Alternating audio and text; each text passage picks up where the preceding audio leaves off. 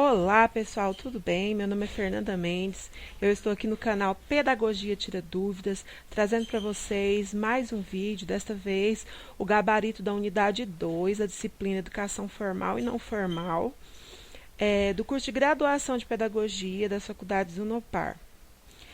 Vamos lá? Bom, as atividades da unidade 2, seção 2.1, primeira questão. Avalie os itens a seguir, atribuindo V para verdadeiro e F para falso. Podemos dizer que o homem deixa suas marcas na Terra, usando a linguagem, relacionando-se com a natureza e transformando-a naquilo que faz sentido, ou seja, usa sua criatividade como mecanismo de diálogo com a coletividade por meio, por exemplo, das expressões artísticas. Essa é uma questão verdadeira, porque realmente a questão da linguagem é que traz essa relação do homem com a natureza, transformando, o mundo ao seu redor para que ele possa fazer sentido. Então, essa questão aí está verdadeira. A segunda, a linguagem em si medeia nossa relação com o mundo. Ela é o nosso sistema simbólico que permite dar sentido e significado a tudo que temos ao nosso redor. Dessa forma, produzimos cultura. Então, mais uma vez, verdadeira, mais uma vez afirmando aqui a importância da linguagem, nessa relação homem-mundo e na produção da cultura. Terceira afirmação. A arte em suas diferentes vertentes, seja literatura, cinema, teatro, dança e muitas outras, representa formas específicas de produção cultural e, portanto, expressa diferentes significados e interpretações do mundo. Também está correta, porque nós temos, a arte, ela se divide em vários tipos de vertentes e elas representam, sim, diferentes significados. Uma expressão artística nem sempre vai representar a mesma coisa para uma pessoa, porque a pessoa vai carregar em si uma subjetividade para interpretá-la. Então, nós temos aqui essa questão como resposta verdadeira, verdadeira e verdadeira. Questão número 2. Levi-Strauss propõe que a espaço surgiu no momento em que o homem convencionou a primeira regra, a primeira norma.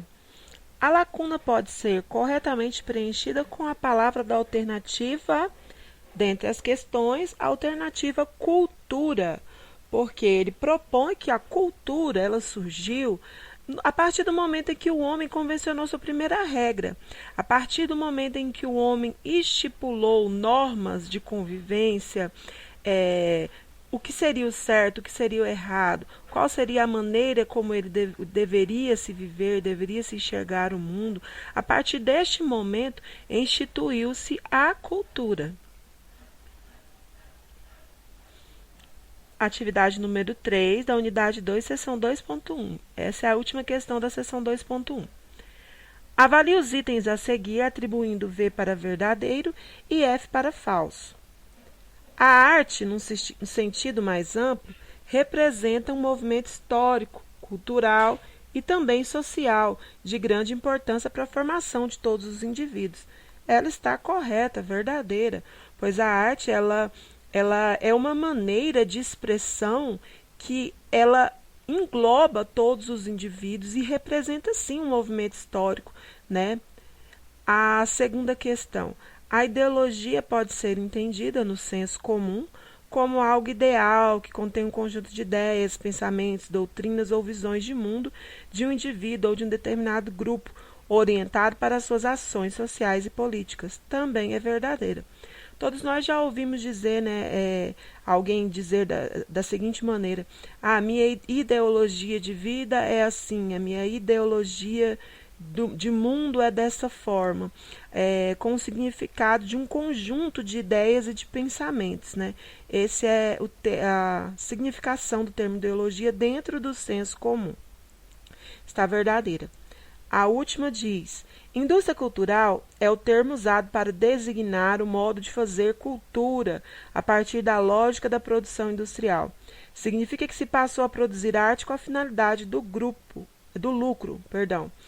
Está correta, é isso mesmo. A indústria cultural, como a gente vê aqui na imagem, uma pessoa sendo bombardeada pela televisão, pelo rádio, revistas, jornais, a mídia em geral. A indústria cultural, então, é um meio que tenta lucrar, né, é um termo do capitalismo, para que se lucre através da cultura, através da arte, né? E nós podemos ver isso no cinema, em muitas músicas, enfim, várias outras situações. Agora nós vamos partir para a seção 2.2 da unidade 2, questão número 1. A partir da leitura das afirmações a seguir, atribua V para verdadeiro e F para falso. A relação entre educação e vulnerabilidade social pode ser entendida em sua iminente duplicidade. De um lado, a exclusão e deficiência educacional conduz a situações de vulnerabilidade, e de outro, ela é objeto de análise caracterizadora do condicionante educativo da vulnerabilidade. Está correta.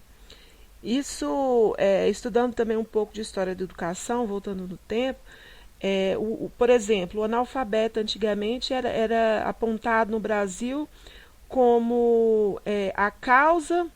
Alguns achavam que ele era a causa da pobreza no Brasil. E já por um outro lado, se acreditava que a pobreza é que era a causa do analfabetismo.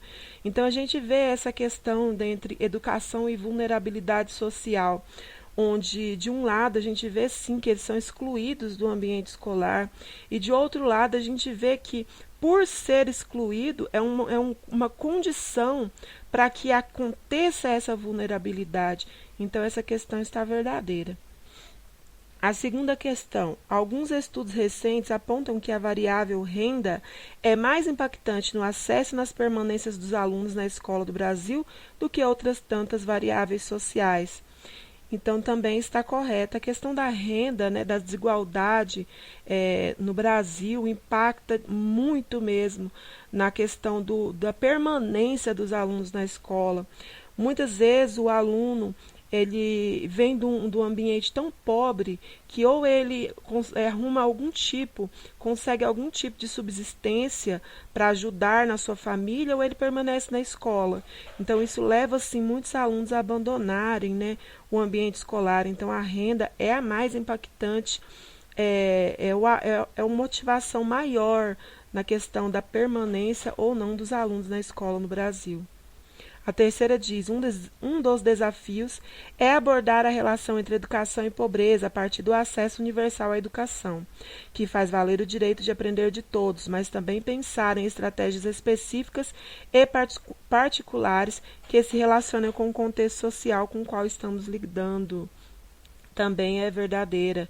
Então, essa relação entre educação e pobreza é uma coisa que se faz, que precisa ser bastante debatida para que as pessoas possam sim ter esse direito, porque ele está na Constituição, o direito à educação, o direito de aprender, não é verdade?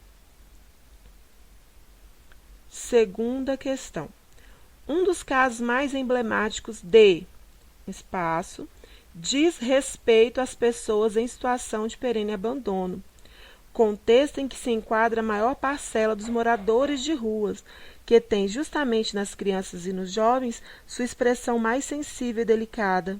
A lacuna deve ser preenchida com a palavra vulnerabilidade social. Então, nós vemos aqui que realmente a vulnerabilidade social ela é referente às pessoas que estão em situação de abandono, em situação que elas estão marginalizadas pela sociedade, ou seja, à margem da sociedade. E as pessoas que mais sofrem dentro dessa questão dos moradores de rua são as crianças e os jovens, né? A número 3, a partir da leitura das afirmações a seguir, atribua V para verdadeiro e F para falso. A formação do Estado brasileiro se deu dentro de um processo no qual se privilegiou, na maioria das vezes, a concentração de renda e o poder nas mãos de uma pequena elite, levando a maior parte da população à marginalização política, social, cultural e econômica. é verdadeira. Quando estudamos a história do Brasil, nós podemos ver que, desde sempre, né, a maior parte das riquezas, a maior parte da renda é sempre concentrada na mão de um pequeno grupo. O que acontece é que a maioria da população foi jogada, lançada à margem, né, da sociedade, e hoje muitos se encontram na situação de vulnerabilidade social. A segunda, as crianças e adolescentes que têm origem em famílias de baixa renda são aquelas mais afetadas pela miséria e privação, tornando-se mais vulneráveis à fragilização dos vínculos familiares e comunitários. Assim, a rua, circunstancialmente, se torna seu espaço de sobrevivência e moradia. Então, essa aqui também está verdadeira, infelizmente. Muitas crianças que vivem nessas famílias de baixa renda, elas acabam sendo afetadas e às vezes não têm um ambiente familiar, um espaço comunitário que as acolha da maneira correta e acabam achando na rua um espaço de sobrevivência, um espaço de subsistência. Então, essa questão também, infelizmente, está correta. A última, o ato de morar na rua é uma atitude extrema. Esse desprendimento resulta em mais instabilidade e fragilidade nas relações afetivas básicas, exposição à violência de todo tipo, evasão ou exclusão do sistema educacional formal. Também é verdadeira. Ninguém mora na rua porque quer, né? Simplesmente porque quer. Houve sim algum tipo de contexto, né, social, familiar, para que aquilo pudesse ter acontecido. É uma atitude extrema e que, na maioria dos casos, leva sim a criança, né, à exclusão do sistema educacional formal. É uma questão também onde as três estão verdadeiras. Seção 2.3, atividade 1, da unidade 2. Poderíamos definir espaço, como um saber fazer, ou ainda uma intervenção social com trabalho social realizada com a finalidade de aplicação dos conteúdos e estratégias educativas que promovam, de certa forma, a melhora da qualidade de vida e o bem-estar dos envolvidos no processo. O termo que melhor se encaixa no trecho é, pedagogia social, né? Porque a pedagogia social ela é o sinônimo do saber fazer. E eu recomendo para vocês darem uma pesquisada a respeito desse termo pedagogia social, assim como existe no livro, para que possam conhecer um pouco mais e, quem sabe, até mesmo participar na sua comunidade, né? Através de projetos sociais que possam existir. Questão número 2. Avalie os itens a seguir, atribuindo V para verdadeiro e F para falso. Os termos pedagogia social e educação social não são sinônimos. Pedagogia social é uma disciplina científica, uma teoria que vai fornecer as ferramentas para a educação social. Já a educação social é uma praxis. O que seria isso? Ela é aquela que ela está intrinsecamente ligada, mesmo que se diferencie na produção discursiva. Então, a educação social é aquela prática mesmo, é a prática da educação social. E a pedagogia social é aquela que estuda para ter um conteúdo científico para se aplicar dentro da educação social. Todas as duas estão verdadeiras. E a última, pedagogia social, é a tentativa de sustentação teórica de uma praxis à educação social. Também está verdadeira. Então, essa alternativa, todas verdadeiras. No que se refere à metodologia de espaço, é importante dizer que o grande diferencial de seu trabalho está no fato de ter desenvolvido uma pedagogia voltada às realidades e problemáticas das camadas sociais, tornando o indivíduo não apenas um leitor de livros, mas um leitor do mundo capaz de se reconhecer e reconhecer os problemas sociais. É importante destacar que o método de alfabetização deste educador é resultado de anos de trabalho e reflexões na educação de adultos em regiões pobres, urbanas e rurais do Nordeste. Assinale a alternativa que preenche a lacuna corretamente. Bom, de quem que a gente estava falando, gente? Óbvio, de Paulo Freire. Inclusive, quando eu vejo aqui essa questão leitor do mundo, eu recomendo que vocês leiam, né, o livro A Importância do Ato de Ler, de Paulo Freire, onde ele fala muito a questão da palavra mundo, da leitura de mundo. Então, é importante sabermos que A leitura de mundo é que faz com que o sujeito seja independente, que ele entenda o contexto daquilo que ele vive e que se interligue a questão da leitura com a questão da leitura de mundo. É isso aí, pessoal. Se você gostou, deixa o like, me segue no Instagram, me segue aqui no YouTube, tá bom? Compartilha, comenta aí algo que você achou interessante no vídeo. E é isso aí. Prontos para aprender mais no próximo vídeo? Então, vamos estudar juntos!